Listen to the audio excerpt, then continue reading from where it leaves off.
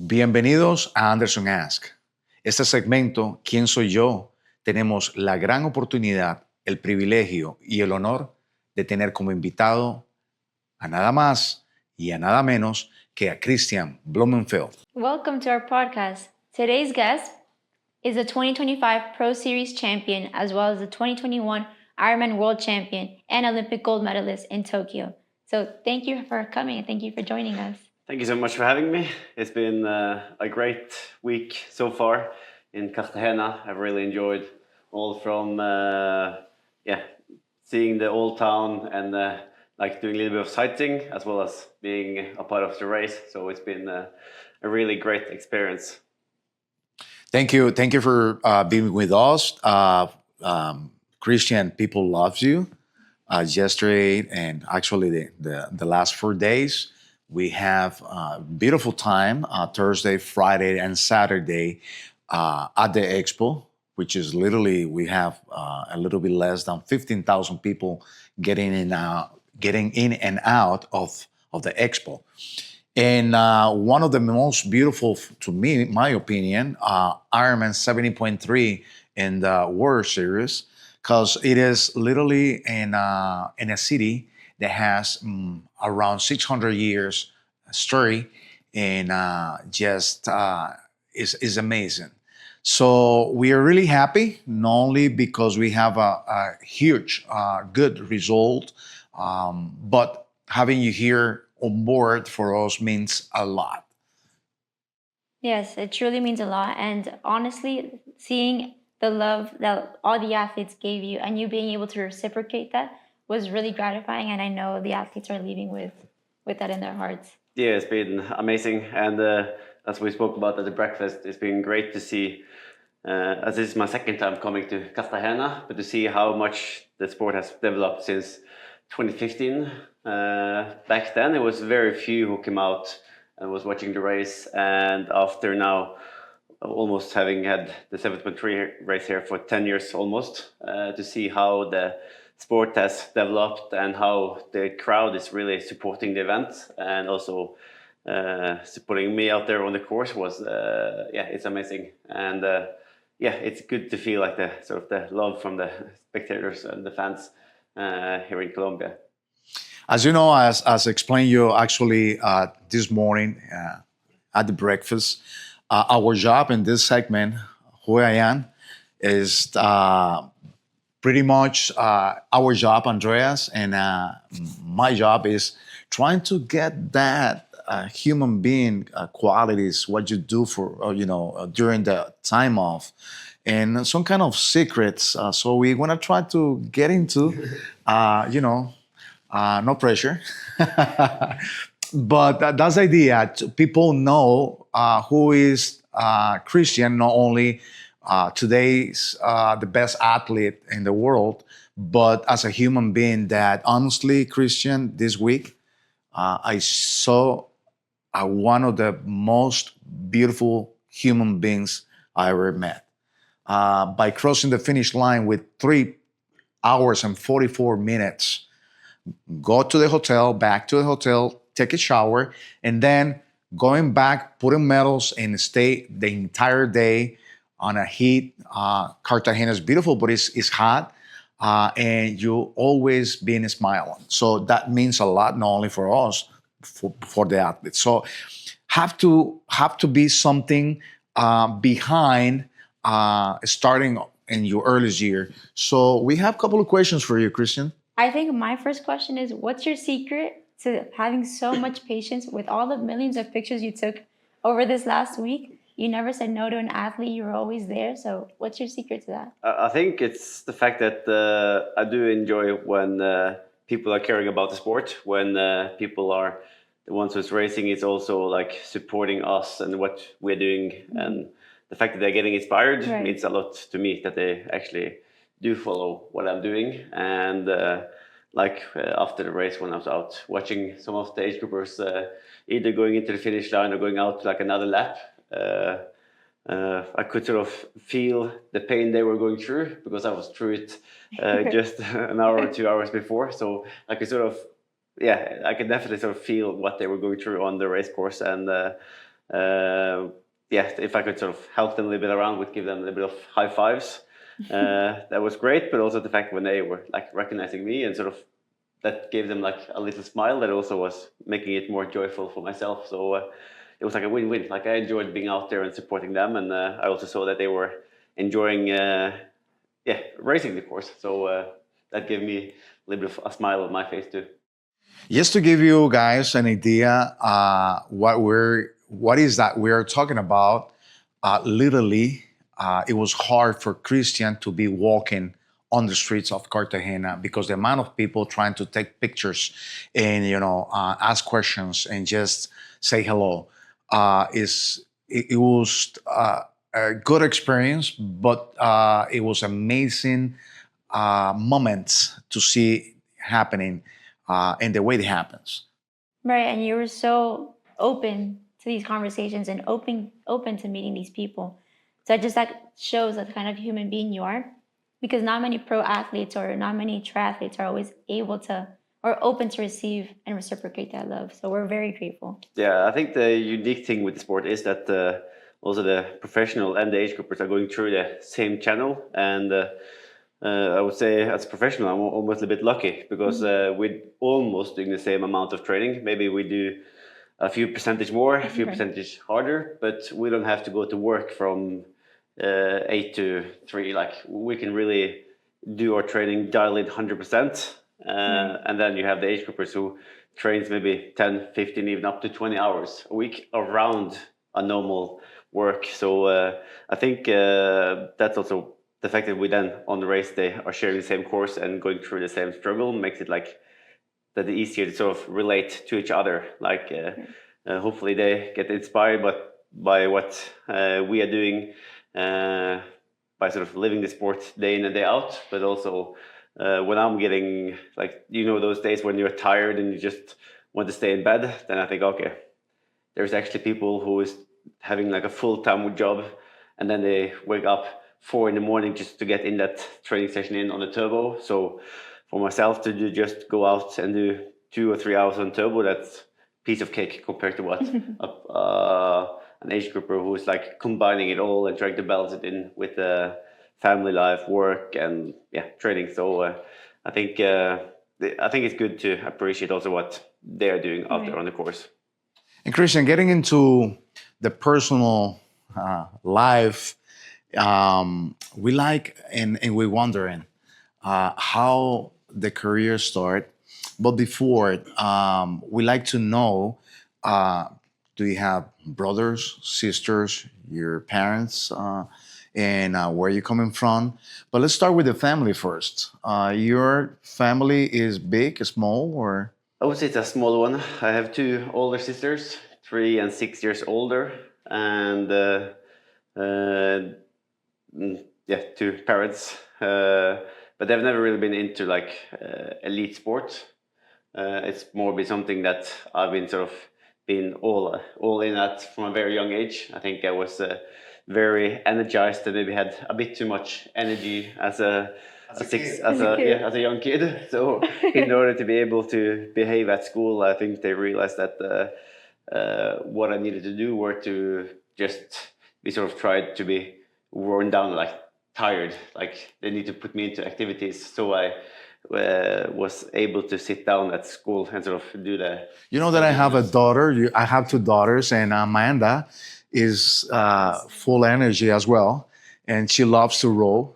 And I understand your parents. So especially when it's a boy, that's a good recipe, to keep a young kid calm. If we would like to say that. If you put them in activities like before and after school, then they will more likely be sitting at school and on their chair. So I think they were like putting me into sport in order to use my energy in the right way.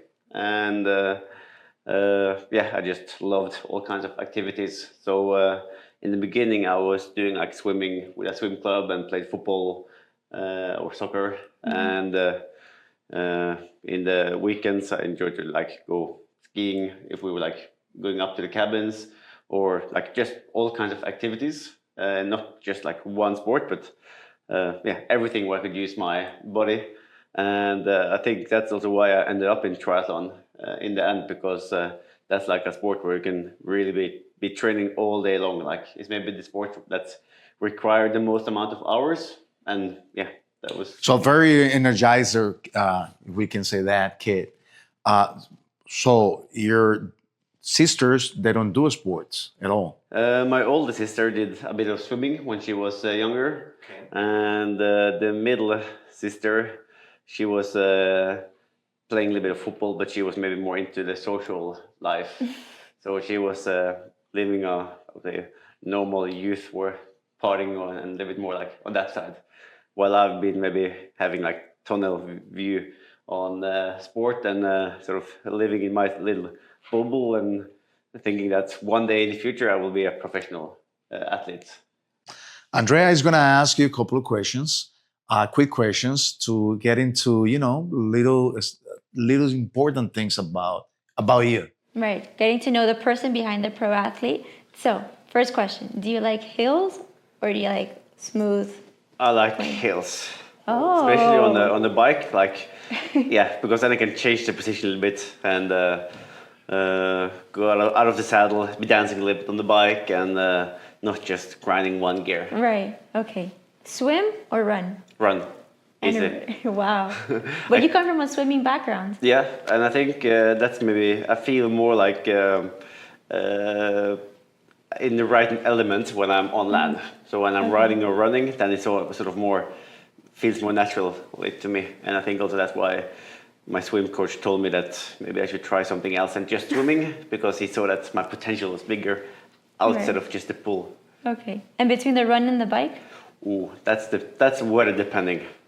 That's like nothing beats like a 4 or 5 hour ride in beautiful mountains, either in like Spain or France, where we often go to training camps, and yeah, just being there, good roads, mountains, and just like getting into it. Like I don't really think look at it as training, but it's more like just something I do to be like social with my friends and training buddies, and yeah, that's like the moment where I can both put in a training, but I'm also just sort of playing, almost like going out there and enjoying it. Sounds good. And between a hot race where it's warm or a cold one? I like when the weather is extreme, like Okay. either like super warm where you have to do adaptation to it in order to be performing well, and you have to do like all the nutrition right, like drink enough. But I also like cold races because I've seen how poorly a lot of people perform in cold races. Like if you put an athlete from South America into a rainy, wet day in Bergen, they will struggle, or they normally struggle. Well, I just feel like home. This is just what I've been doing when I was a kid, like going out in 8 degrees and rain. It's super cold, but I feel like my engine is just working so smoothly. Any other question? Well, Jess, you like chicken or beef? I'm more a chicken kind of guy. So in my freezer at home, I normally have like frozen salmon and chicken. I can change to have the dinner, and I mix it with pasta or rice. So and some vegetables. So normally I just basically cook the same. I cook the chicken and the salmon in the same way, just in the yeah, like just in the fry, no, like in the pan, and yeah, just put some soy sauce on it or something like that. Getting into the life that you're right now is living. I understand you are training with two buddies, two friends, which is Gasper and Gustav. Tell us about who are the chef in those training camps. Yeah, so the group is now consisting of, or it's like the three of us, and in order for that group to be sustainable and work, we all need to take like our responsibility. So like if you have suddenly one guy who feel that he's the one who's always having to clean up after the two others, then it'll be like that will like create friction inside the group. So we all try to sort of tribute with what we can have, like So we should you do like even amount of cooking. So if you cooked yesterday, I will have to cook today, and like rotate it like that. But I guess who cooks better? I like to say that I cook, or we have like our different dishes. Like my specialty is like the pizza and making like the pizza dough, because during lockdown I didn't have much to do, so I was like looking on YouTube videos and how to make like the best dough and how to make it like how early you should like you should make it like the day before and let it like rest in cold temperatures and like stuff like that. While Gustav is into risotto with wine in it, so like boiling out the alcohol, but like getting like a good flavor. And Kaspar is a big fan of carbonara, so we just call it Casponara. So he's making like his carbonara. It feels like twice a week, but it's a good one. Nice. We also at home we cooked, and I'm the chef. My wife is she don't cook. I'm the one who cooks, and one of actually the three dishes that you mentioned is what I do better. So it's great to know. I like to see who do the best pizza dough.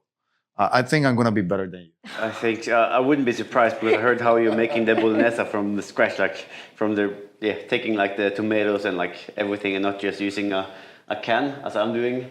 So I'm looking forward to test out your bolognese next time. And it's gonna be better than the another chef that you guys have as well. But you also mentioned you like sweets, specifically chocolate, right? Yeah, so I'm into chocolate. I try to be a little bit careful. Now we're heading into like a dangerous time of the year, December month, because then they're always having like this sort of discount on chocolate, milk chocolate at home, because like that's like a normal thing people buy for Christmas. So now I have to pace myself a little bit, like hold back a little bit, and not get It's dangerous to have like those big plates when they sell it for like 4 for like 10 euros, and you think that you will maybe buy one, or like you will buy 4 but you only have one today and then save it for next month. But when it's at home in the kitchen, it just disappear like somehow over like a few days. We have an important question because to me, I've been born in Colombia, but my heart is Colombian. To me, Colombia is one of the best, if not the best, country in the world. Tell us, because there's going to be a lot of people watching you. What do you think about Colombia? Oh, I am impressed so far, and the reason why I wanted to come to Colombia in the first place was because of all the sort of athletes out in the world. When I've been racing, I meet a lot of people from Colombia, from Mexico, from Brazil, and they're always so warm and happy and sort of in a good mood. And I really wanted to come back again and to visit that atmosphere and the people, and like they have so much energy and it's so like open and smiling, and that's my sort of impression about the people. Like even though, as I said, like the people in general are very happy. Like yes, as a personal level, Colombia, let's say to me, is the smiling country. Can you tell us if you will recommend Colombia to people out there? What you can tell the people out there about Colombia, not only on the professional and 70.3 Ironman, we're talking about the country in general. I think if you sign up for Cartagena, I think you're getting both the new race in. Now the name of the city is Barranquilla. So there's 2 races now in Colombia, both Cartagena and Barranquilla. Like you're getting not just a good, well-organized event, but you're also getting like the time in advance. Like before the race yesterday, we were like visiting like the old town and getting like the experience with like some good restaurants downtown, as well as learning about the 600 years old history of the town and like the visiting the castle and sort of learning more. So it's more than just going to a race venue. It's like more behind it, and you can sort of combine it with sort of not just the race for yourself, but you can also bring your family, and they can have like a great time around the event. So it's not just a selfish trip for yourself, but it can be something for the whole family. And I think that's something that's a good reason for people to sign up and come from all around the world for these two events. So you recommend Colombia 100%?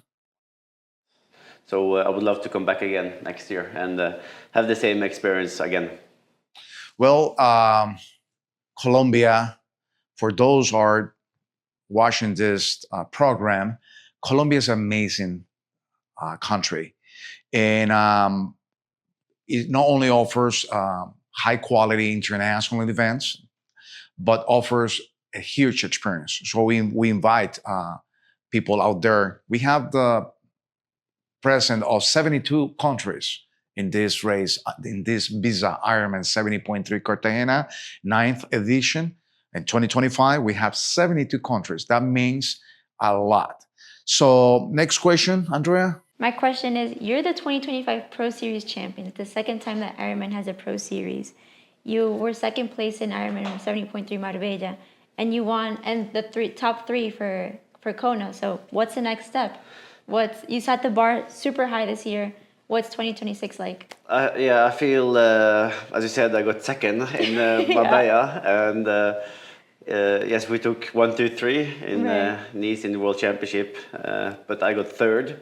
So next year I want to, what I trained for, like the feeling I are dreaming of for is like crossing the finish line and grabbing that finish line tape. Like for me, that's victory for me. Like grabbing that tape, and in Marbella I saw the tape, but I saw another guy take it in front of me, and in Nice I came into the finish chute third, and those moments is maybe motivating me and making me more hungry than ever than winning races. So yes, it was nice to win the Pro Series, but deep inside, like for me, it's about winning the World Championship titles. And next year it's the half World Championship in Nice, as well as Kona. So we will be back again to Kona after having the split event for a couple of years. So that's like the two main races that I just need to target and nail well, because I feel it's been a long time since I've taken a World Championship title. Wow. So what's your training like for 2026 looking like? What's a day in your life? My day in life, so it's a little bit different from day to day in the week. Like we're starting off with a rest day normally. Both Monday and Friday is easy days. And by rest day, I mean like 1 hour maybe swimming and another hour of running. So it's still like 2 hours of activities. And then I have, on Tuesday, I have like 2 hard sessions on the swim and on the bike, as well as an easy run. Wednesday, I do like easy but long in all 3 disciplines.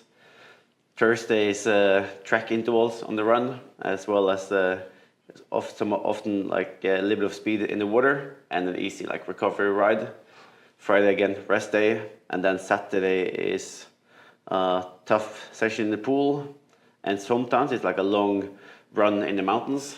Like in Bergen, we have like a lot of mountains, and one of the trips we normally do is like going up to the highest one, and then we run like alongside like the top plateau back to like the another mountain in Bergen and down again to downtown, and that's like 2.5 hours about in the mountains. So that's something we like to do just for like a change. And then Sunday is normally a brick day where we do like a hard bike and a hard run.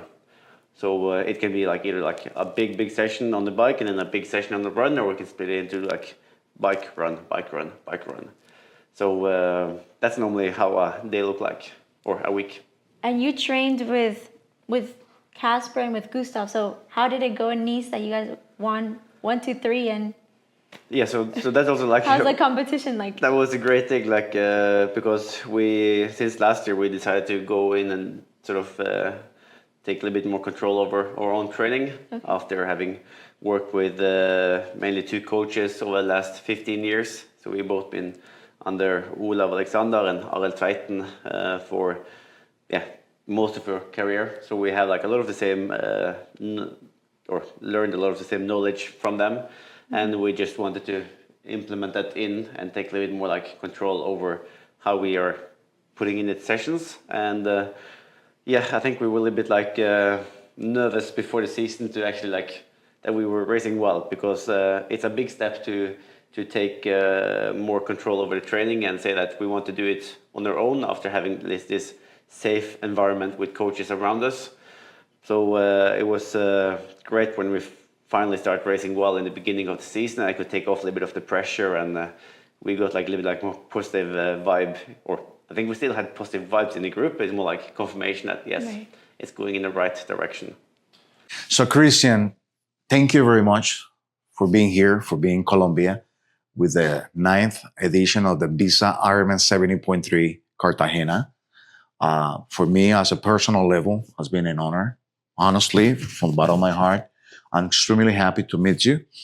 And I'm going to open these next 30 seconds for you to express what you feel. Yeah, thank you so much for having me. Like, it's been an awesome experience to come back to Cartagena and again to meet all the triathletes here, and also to be able to see all the work that's behind the scenes, like getting to know you and see like how hard you've been working for this event to come up and to go like as smooth as possible on race day. And I've seen how small amount of sleep you've been able to get, like for like working from early morning to late evenings, and to really understand how much that's behind an event that makes it possible for us to race. Like, it's 2,500 athletes racing, but the people who's working behind the scene is really doing a crucial job, as well as with all the volunteers who's putting it together. So it's been